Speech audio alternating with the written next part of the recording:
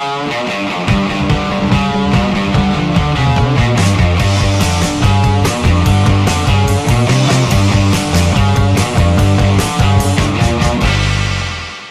lean gains. Today's video is about power meters. You're going to do a video why power meters are expensive gimmicks and you shouldn't get one. Well, I disagree with that one.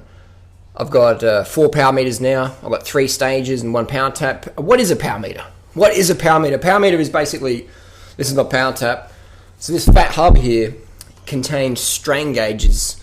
The strain gauge measures the force that your legs are putting for the bike, so it goes to the rear wheel. So this fat hub has got strain gauges inside.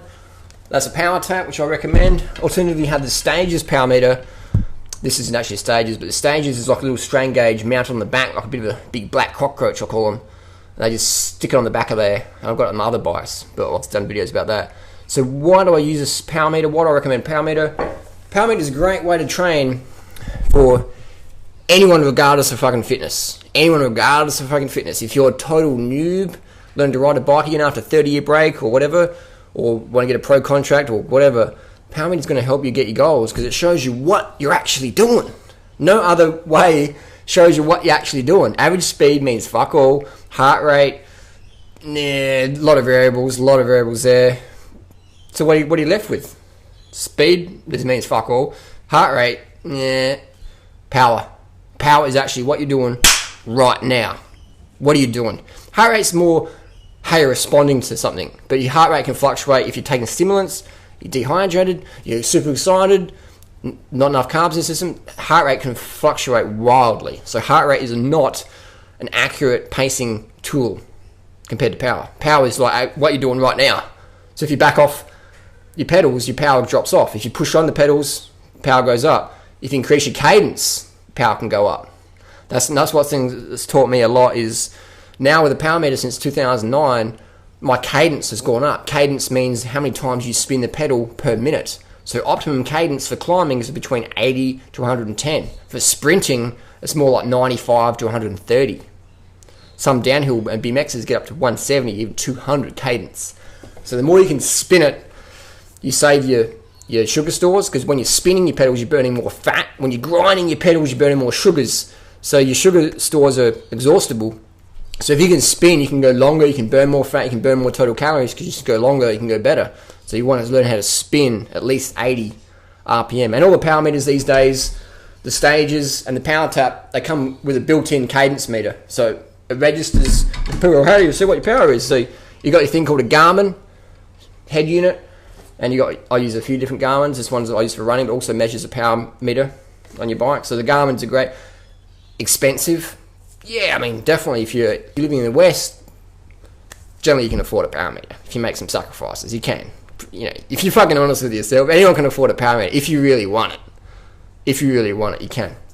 Chances are, you're watching this video, you live in a Western economy, and so you're going to be able to afford these things. If you live in a Western economy where you can maybe work some extra hours over time, you generally can afford it. If you live in certain countries, low income, then you understand. But you're probably not going to be watching my video if you're earning $1 a day, $2 a day, like 50% of the world population does. 50% of the world lives on less than $2 a day. So please don't tell me you're earning $20,000 a year or $50,000 a year. Oh, I'd like to get a power meter. I can't. Come on, that's bullshit. If you want something, you can get it. Power meter. Today I did a race, a duathlon, very hot. I lost 5 kilos in that race. So my performance went crashed down. People got to kick Duranitis' ass today. I still finished, I think, 7th in the state. It was a state championship duathlon, but it was my sort of course. It was climbing. It was hot.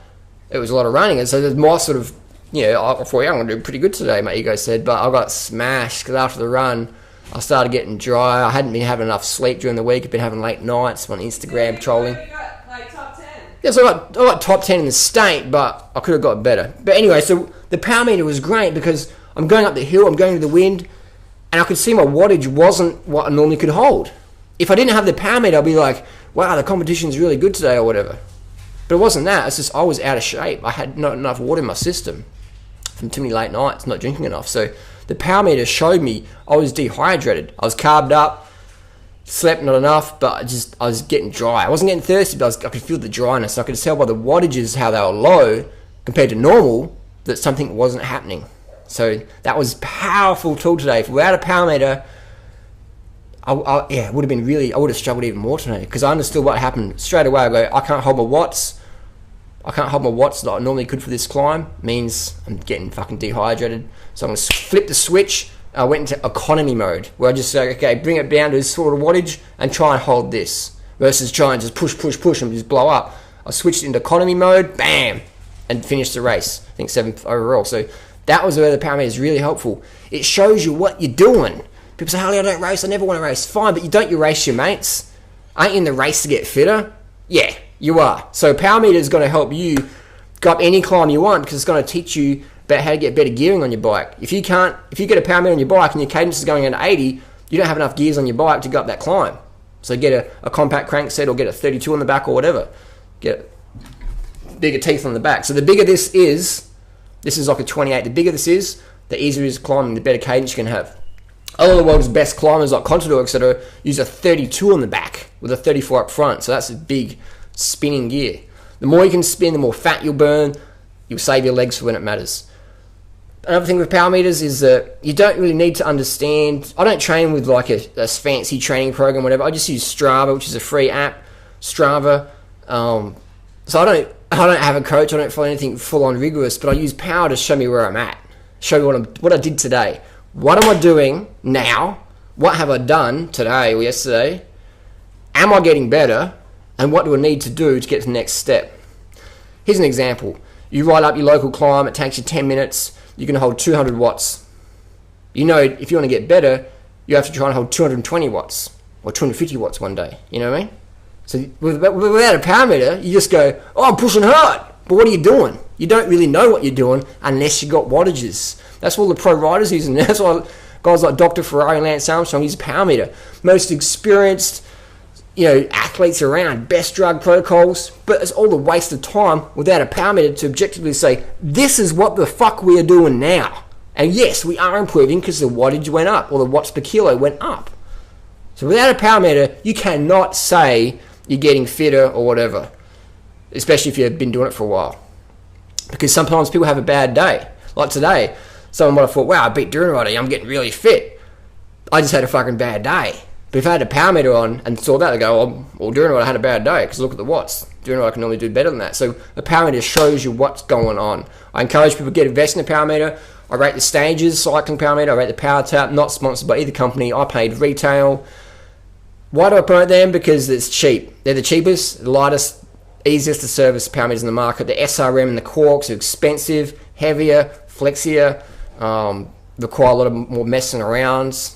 So they're good products. They're excellent products, SRM, Quark, etc. But in 2013, almost 2014, why are you going to spend so much money for essentially something that you can get almost 25% of the original price, like Stages or a Power Tap? Why are you going to spend $4,000 or $2,000 for Quark or SRM when you can spend $700-800 and get a Power Tap or Quark?